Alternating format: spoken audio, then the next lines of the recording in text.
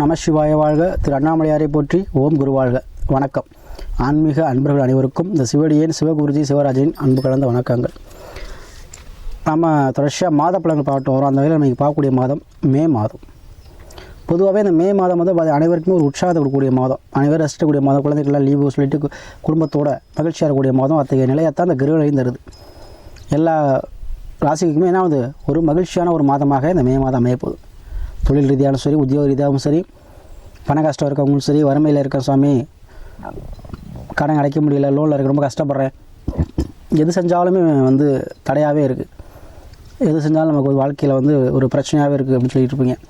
அவங்களுக்கெல்லாம் ஒரு விடிவு காலம் பெறக்கூடிய மாதமாக இருக்கும். ஏன் அப்படின்னு சொன்னால் இதில் குரு பயிற்சி ஆகிறார். இந்த மே மாதம் குரு பயிற்சி ஆகிறார். அப்போ குரு பயிற்சி ஆகும்போது கண்டிப்பாக எல்லாமே உங்களுக்கு சக்ஸஸ் தான் முடியும். ஏன்னா குருவர்கள் தான் திருவருளாக இருக்க முடியும். குருவர்கள் யாருக்கெல்லாம் குருவர்கள் இருக்கோ அவங்க கண்டிப்பாக எந்த பிரச்சனையும் சமாளிச்சிடுவாங்க. ஜாதகத்தில் குரு பார்த்துட்டாருனாவே எந்த தோஷமாக இருந்தாலும் விளையிடும். அத்தகைய நிலையில் உள்ள பகவான் தான் குரு பகவான். சரிங்களா? நம்ம யாரை குருவாக ஏற்றுக்கிறோமோ, அதாவது நமக்குன்னு ஒரு தெய்வங்கள், சில பேர் தெய்வத்தை ஏற்றுக்குவாங்க, சில பேர் மனிதரை ஏற்றுக்குவாங்க. சரிங்களா? சிலவங்க நம்ம படிக்கிற இடத்துல டீச்சரை எடுத்துக்குவாங்க. ஸோ அவங்க நமக்கு நன்மை செய்யக்கூடியவங்க. அந்த நன்மை செய்யக்கூடிய கிரகம் இந்த குரு பகவான். எதையும் வளர்த்து விடக்கூடிய கிரகம். அப்போ நம்ம யாரை குருவாக அவங்க நம்மளை வளர்த்து விடுவாங்க. அப்போது நமக்கு கிடைக்கக்கூடிய பாக்கியம் அனைத்தையும் கொடுக்கக்கூடிய கிரகமாக குரு வருகிறார். அந்த மே மாதம் அனைவருக்குமே நன்மை செய்யக்கூடிய மாதம். அதே தான் இப்போ சிம்மராசி அடையப்போகுது. பொதுவாக அந்த சிம்மராசி என்பது பாருங்களேன், எப்போவுமே என்ன பண்ணுவாங்க, நீட்டாக இருப்பாங்க. உடல் வாகு, பேச்சு, தூரணையெல்லாம் ஒரு கம்பீரமான தூரணையாக இருக்கும். 4 பேர் இருக்கிற இடத்துல ஒரு துணிச்சலான விஷயம் செய்கிறாங்கன்னா அது சிம்மராசி தான் இருப்பாங்க. 10 பேர் இருப்பாங்க, அப்பா நீங்கள் யாருப்பா பேசுகிறீங்களா, வீட்டில் பேசுகிறீங்களா, யாரும் வாய்ப்புகள் தரட்டுமான்னு கேட்டால் நான் பேசுகிறேன்னு கையை ஒருத்துவாங்க. அதனால் அந்த அத்தமையை ஒரு தனிப்பட்ட திறமை உடையவங்க, எல்லாரோடையும் வித்தியாசமாக இருக்கும்னு நினைக்கக்கூடியவங்க. நம்ம சொல்கிறத 4 பேர் கேட்கணும். அதே போல் சிம்மராசிக்காரவங்க யாராக இருந்தாலும் சரி, அவங்க மூடுக்கு விட்டிங்கன்னா அவங்க என்ன பண்ணுவாங்க, பெரிய ஆள் ஆயிடுவாங்க. கண்டிப்பாக அதை வந்து என்ன பண்ணுவாங்க, துணிச்சலாக செய்வாங்க, செய்ச்சாவும் நம்பிக்கையோடு செய்வாங்க. ஆனால் நம்ம ஒருத்தரை கம்பல் பண்ணக்கூடாது. சிம்மராசியை ஃபோர்ஸ் பண்ணோம்னா அவங்க என்ன பண்ணுவாங்க, செய்ய மாட்டாங்க. இதுதான் சிம்மராசியோட குணாசேனி. அதாவது ஒரு பொதுவாகவே சாதாரணமாக ராசியாக இருந்தாலும் சரி, ஜோதிடமாக இருந்தாலும் சரி, அது கடல் அளவு நிறையா விஷயங்கள் பேசலாம். சரிங்களா? நம்ம சில பேர் நம்ம தோரணை பேசுவாங்க, நம்ம வந்து யதார்த்தத்தை பேசக்கூடியவங்க. என்கிட்ட ஜாதகம் பார்க்குறவங்களுக்கும் தெரியும். நம்ம சொல்லக்கூடிய பரிகாரங்கள் அப்படிப்பட்ட பரிகாரங்கள். நம்ம சொல்கிற விஷயம் பழிக்கக்கூடிய பரிகாரம் மட்டும் தான் நம்ம சொல்கிறது. தேவையில்லாத பணச்செலவை நம்ம செய்கிறதே கிடையாது. சரி, அத்தையே நம்முடைய எந்த ஜாதகம் பார்க்குறவங்களுக்கு என்னை பற்றி தெரியும். சரிங்களா? அதே போல் நிறைய அன்பர்கள் நமக்கு வந்து ஆதரவு தருவீங்க, ஜாதகத்தை அனுப்பி ஆதரவு தருவீங்க. அவங்களுக்கு நன்றியை சொல்லிக்கிட்டு தொடர்ச்சியாக அவங்களுக்கு ஆதரவு வேணும் வேண்டி கேட்டுக்கிட்டு இந்த சிம்மராசி அன்பர்களுக்கு இந்த கிரகங்கள் எப்படி இருக்குன்னு பார்ப்போம். பொதுவாக சிம்மராசி அன்பர்களுக்கு பார்த்திங்கன்னா இந்த மாதத்தில் கண்ணில் உங்கள் ராசிக்கு 2ஆம் பாவம் சொல்லி கண்ணில் கேது இருக்கிறார். அதே போல் உங்களுக்கு 7ல் சனி ஆட்சி பெற்றிருக்கிறார். அதாவது கும்பத்தில் 8ஆம் பாவத்தில் ராகு ப்ளஸ் செவ்வாய் ப்ளஸ் புதன் இருக்கார். பாக்கியஸ்தானம் 9ஆம் பாவத்தில் சூரியன் வச்சப்பட்டு சுக்கிரன் போட்டுருக்கிறார். 10ல் குரு வரார். தொழில்ஸ்தானத்துக்கு குரு வரார். சரிங்களா? அவங்க 10லேருந்து என்ன பண்ணுவார், வருமானத்தை சார்ந்த 2ஆம் பாவத்தையும் அதாவது கடன் பிரச்சனை உத்தியோகம் சொல்லக்கூடிய 6ஆம் பாவத்தையும் பார்ப்பார். 5ஆம் பார்வையாக உங்களுக்கு என்ன பண்ணுறார், தனம் வாக்கு குடும்பம் சொல்லக்கூடிய இடத்தை பார்க்குறார்.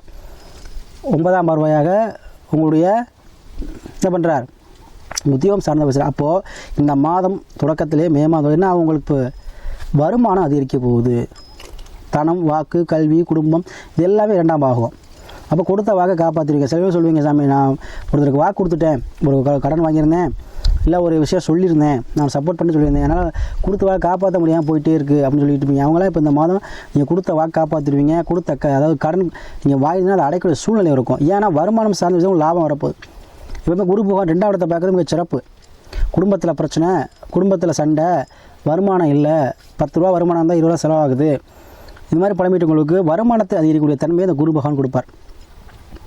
சரிங்களா? அதே போல் கல்வி, யாரெல்லாம் இந்த கல்வியில் வந்து படித்து பாஸ் பண்ண முடியல, படிப்பே வரலங்கிறவங்களுக்கு இந்த மாதிரி நல்லா அருமையாக படிப்பீங்க. இந்த ஒரு காலமே இப்படி எடுத்துக்கலாம். இல்லை சாமி நானே இங்கே படிப்புக்கு நான் நான் பள்ளிக்கூடத்துக்கே ஒதுங்க மலை கூட ஒதுங்கினதில்லை, நானாக படிப்பேனா, நீங்கள் படிக்காட்டி உங்கள் பிள்ளைங்க படிப்பாங்க. சரிங்களா? அதனால் இந்த குடும்பத்தில் உள்ள பிரச்சனை தீருங்க. வருமானம் சார்ந்து வச்சுருக்கிறோம். கொடுத்த வாக்கை காப்பாற்றக்கூடிய சூழ்நிலை உங்களுக்கு கொடுக்குங்க. ஆரம்ப கல்வி, அடிப்படை கல்வி எந்த கல்வியாக இருந்தாலும் சரி, உயர்நிலை கல்வி படிச்சுட்டு இருக்கோம், கண்டிப்பாக வந்து பாஸ் பண்ணிடுவீங்க. அதில் உத்தியோகம் இல்லாதவங்களுக்கு உத்தியோகம் கிடைக்கும். சரிங்களா? அதேபோல் பிஸ்னஸில் பிரச்சனை, பிஸ்னஸ் வந்து முடங்கி போச்சு, இல்லை பிரான்ச் ஆரம்பிக்கலாமா, இந்த மாதிரி யோசனைகளுக்கு உங்கள் மே மாதமே வந்துடும். அதை நீங்கள் செய்யலாம். எந்த ஒரு முடிவும் நீங்கள் எடுக்கலாம். உத்தியோகம் சார்ந்தோ, தொழில் சார்ந்தோ, குடும்பம் சார்ந்தும் சரி. சரிங்களா? குடும்பத்தில் பிரச்சனையாக இருக்குது, கணவன் மனைவி பிரிஞ்சிருக்கோம், கொஞ்சம் 1 வருஷம் ஆச்சு, இன்னும் வீட்டுக்கு வரல, வருவாங்களா? கண்டிப்பாக வருவாங்க.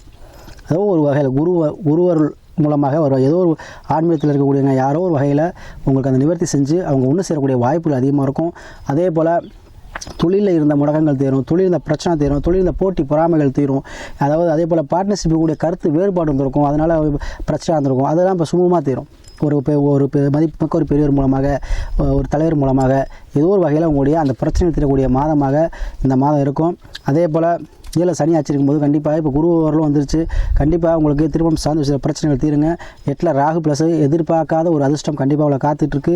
லாட்ரி யோகம், ஏதோ ஒரு வகையில் யோகமான ஒரு செய்தி, நல்ல ஒரு செய்தி, எதிர்பார்க்காத ஒரு தன வரவு, எதிர்பார்க்காத ஒரு அதிர்ஷ்டம் கண்டிப்பாக கிடைக்கும். ஏதோ ஒரு வகையில் அது லேண்டாக இருக்கலாம். ஒரு 2 1/2 சென்டில் ஒரு 2 சென்டோ, சரிங்களா? இல்லை ஏதோ வாங்கி போட்டிருந்தேன், இடம் வாங்கி போட்டிருந்தேன், அப்போக்கே விற்கலை, இப்போக்கே நல்லா கிளை கேட்குறாங்க, கொடுத்துடலாமா?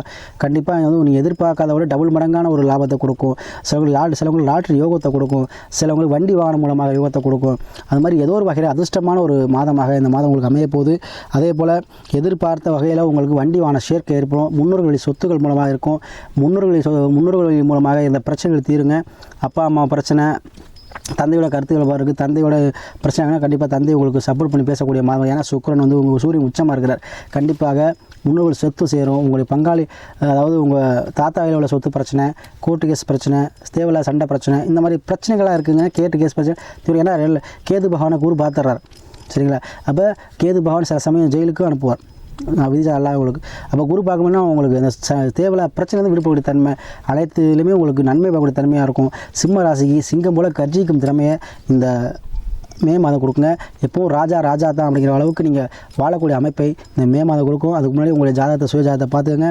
லக்கணம் உயிர்ங்கிறது சொல்லுவோம், சந்திரன் தான் உடல், தசாப்தி நல்ல நேரம். அப்போ நம்ம நல்ல நேரம் வந்துருச்சான்னு பார்த்துக்கிட்டு எந்த முடிவு எடுங்க. குருவர்களால் உங்களுக்கு அனைத்துமே திருவுருள் கிடைக்கும். குருவர்களால் உங்களுக்கு அனைத்துமே நன்மை வரக்கூடிய மாதமாக, மன மகிழ்ச்சி நிறைந்த மாதமாக, திடீர் அஷ்டம் திடீர் தனவரக்கூடிய மாதமாக அமைய போது, சரிங்களா? அதனால் இந்த மாதத்தை பயன்படுத்திக்க.